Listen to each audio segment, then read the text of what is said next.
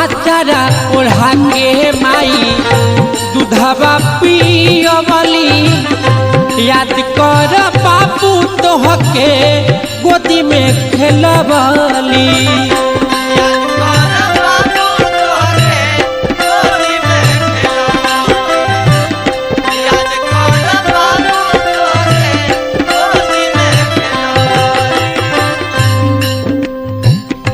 पंकज आदि तक है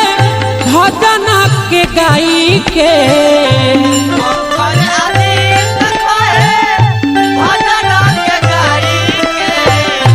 पंकज आदि तक है